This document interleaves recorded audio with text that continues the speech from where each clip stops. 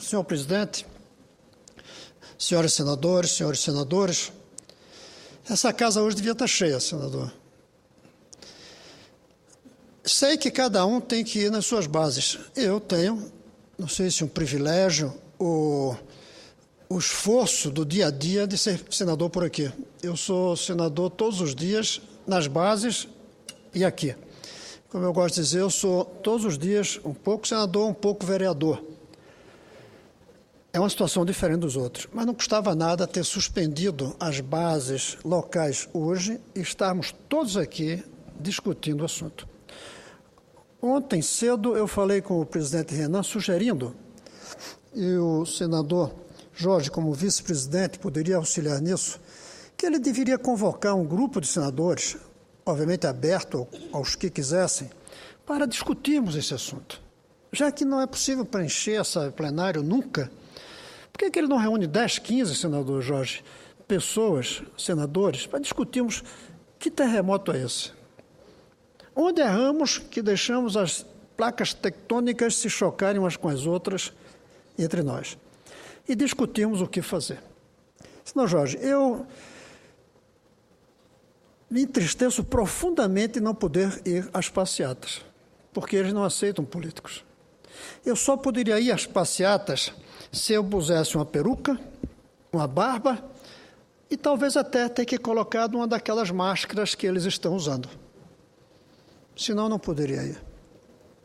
É triste você ser representante do povo, ter tido tantos votos e saber que, nesse momento, pelo fato de ser político, você não é visto como um deles.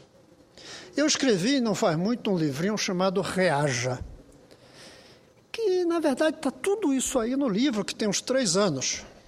Eu tenho certeza, senador Jorge, que se eu não fosse senador, esse livrinho hoje seria um best-seller. Porque é isso que está aí. Eu digo reaja a isso, reaja a isso, reaja a isso, reaja aos partidos, reaja, jovens reajam. Mas eu sou senador. O livro fica sob desconfiança. Eu fico muito triste com essa situação, mas eu tentei incorporar o que está por trás de tudo isso. E eu comecei a perguntar o que é que essa meninada gostaria que fosse feito unindo todas eles. Porque melhorar a educação são alguns, acabar a PEC 37 são outros, acabar a corrupção são outros. Mas o que é que unificaria todo?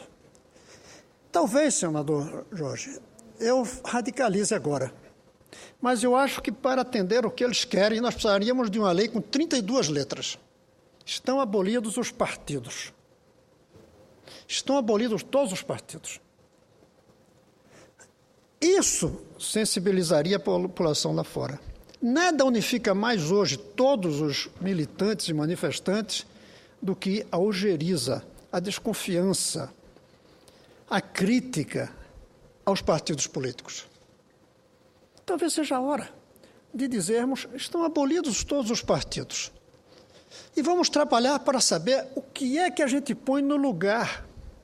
Se a gente põe no lugar outros partidos ou outra coisa. E aqui eu quero fazer uma referência ao seu Estado.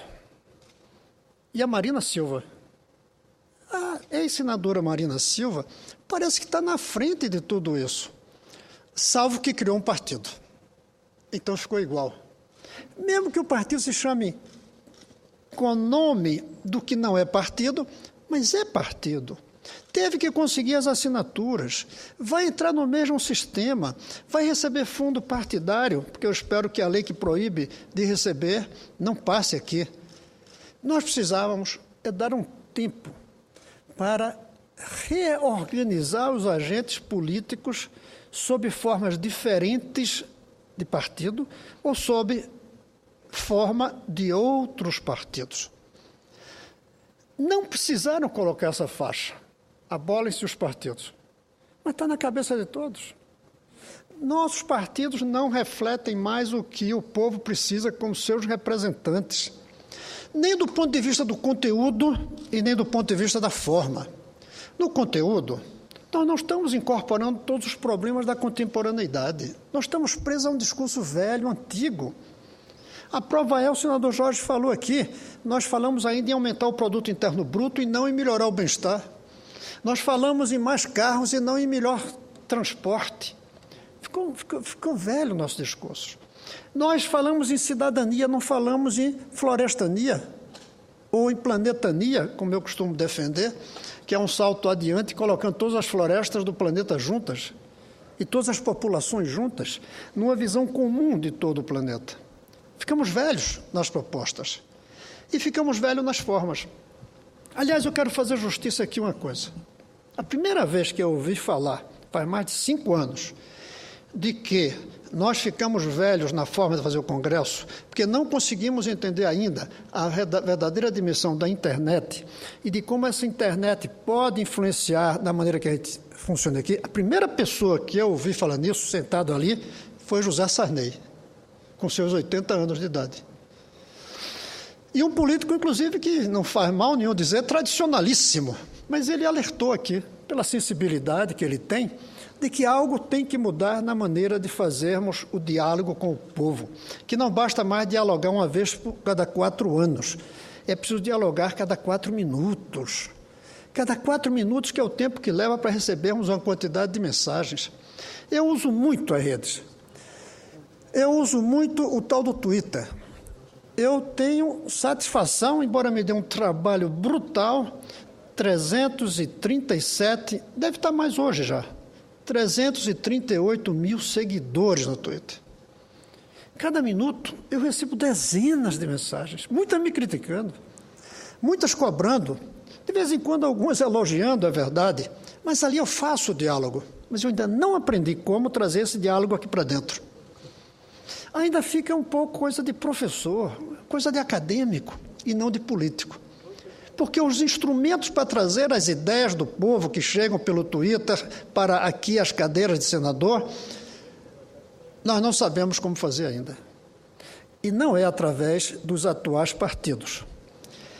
Eu defendi ontem, assinamos 6 senadores a proposta da convocação de uma constituinte exclusiva para a reforma política. Inclusive com a possibilidade do voto avulso. Já fico contente, mais uma assinatura, do voto avulso, de tal maneira que alguém possa ser eleito sem ter partido para essa constituinte exclusiva para fazer a reforma política no prazo de 1 ano, de tal maneira que os que vão fazer essa reforma política não possam ser candidatos, porque eles não devem fazer as leis pensando se vão ou não ser beneficiados. Pois bem, eu creio que essa é uma proposta que poderia levar à revolução. Não há manifestação de 1 milhão de pessoas em um dia que não exijam a revolução. Eu espero, aliás, senador Jorge, que a presidenta entenda isso. Eu estou muito temeroso que a presidenta saia da reunião que está fazendo hoje com os seus ministros e, segundo dizem, com o seu marqueteiro, que será um erro tremendo tratar isso como uma questão de marketing. Eu temo que ela saia para atender o marketing falando em ordem, falando que é preciso acabar com o vandalismo, falando que é preciso colocar na cadeia os baderneiros. Tudo isso é verdade, mas se o discurso dela for centrado nisso, ela vai cometer um erro muito grave. Ela vai se transformar em vez de estadista, em xerife. Nós precisamos de um estadista, que inclusive tem que ser xerife em um pequeno momento do seu dia a dia, mas não pode ser por aí. É preciso entender que entre os centenas de milhares, alguns eram baderneiros, mas não era esse o espírito das manifestações.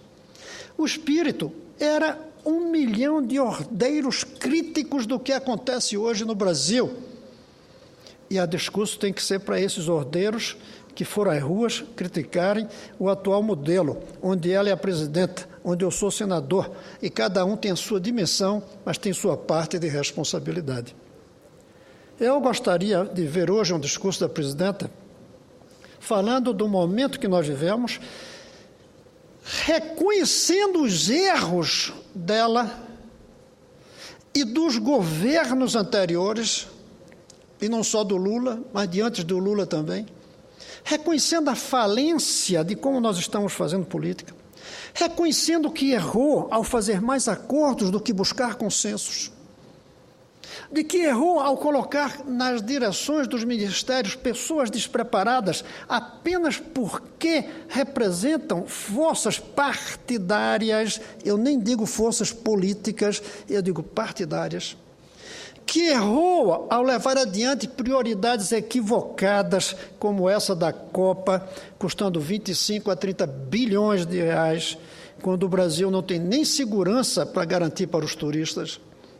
Reconhecer que errou, sim, ao não dar importância à vontade que o povo tem de moralidade na política, fazendo acordos com pessoas que têm fama de imoralidade, de corrupção, fechando os olhos para a corrupção, mesmo que tenha demitido alguns ministros que a mídia pediu, e nenhum deles foi demitido com antecedência à mídia, o que ou é prova de que não se quer combater a corrupção, ou de que o serviço de informações que se tem do que acontece no governo é tão pobre que era preciso os jornais publicarem para descobrir que tinha um corrupto por perto. Eu espero que ela reconheça, em primeiro lugar, a gravidade do momento, os erros cometidos por todos nós políticos, especialmente por ela, porque é a chefe de Estado, e diga o que vai se fazer daqui em diante. Não precisa entrar em detalhes de que vai fazer o que eu adoraria, uma política para que o filho do trabalhador estude na mesma escola do filho do patrão. Proposta que eu tenho certeza o senador Paim, como grande defensor dos trabalhadores, estaria de acordo. Não precisa entrar nesse detalhe agora. Não precisa entrar no detalhe que vai resolver a saúde, porque, aliás, ficaria parecendo demagogia e oportunismo. Eu defendo que ela diga que precisa fazer uma revolução. Que 1 milhão de pessoas nas ruas não se contenta com nada menos do que uma revolução. 1 milhão de pessoas na rua não se contenta com nada menos do que uma revolução. Mas a revolução hoje não é na economia. Na economia precisa de grandes ajustes. Não é no social. O social precisa de grandes ajustes. É na política. É na estrutura como funciona a política. E dizer que vai propor ao Congresso, porque essa é uma tarefa nossa, a convocação de uma constituinte exclusiva para elaborar a reforma política. E que nós aqui recebamos essa proposta e levemos adiante. Mas eu quero dizer mais. Se ela não fizer isso, eu creio que nós devemos tomar a iniciativa aqui dentro. Eu creio que a partir de segunda-feira, aliás, segunda a gente sabe que não vai ser, porque vão chegar a partir da terça. Eu espero que a partir da terça-feira circule aqui dentro a ideia da convocação dessa constituinte exclusiva. E que ela faça a reforma política que o povo lá fora está gritando, pedindo que a gente faça. É preciso ouvir o grito do povo. O grito do povo é uma política que os represente. É uma política que os orgulhe. É uma política que permita com que senadores possam ir na passeata ao lado dos jovens manifestantes que provavelmente votaram nesse senador, mas que não querem que ele vá lá. Que votaram nesse deputado, mas não querem que ele vá lá.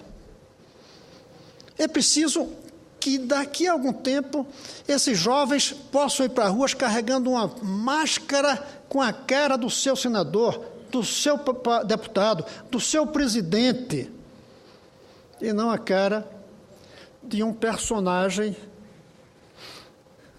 cinematográfico, como é a principal máscara que seguiu, que é a máscara, se eu não me engano, do Coringa, do filme Batman.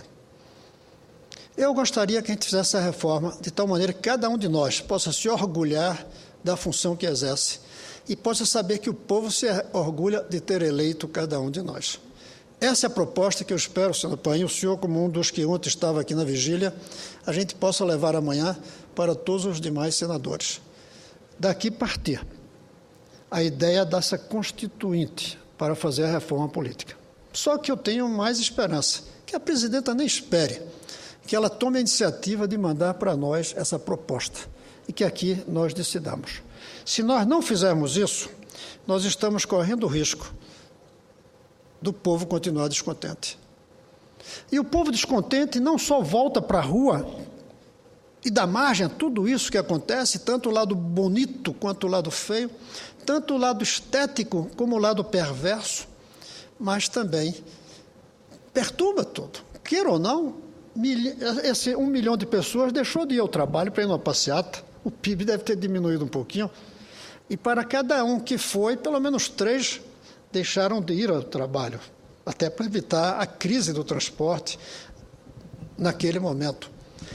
Temos que voltar à normalidade, mas uma normalidade criativa, não uma normalidade submissa. Uma normalidade atenta, não uma normalidade passiva. O povo não pode voltar para casa enquanto não houver a revolução que o povo pediu na rua.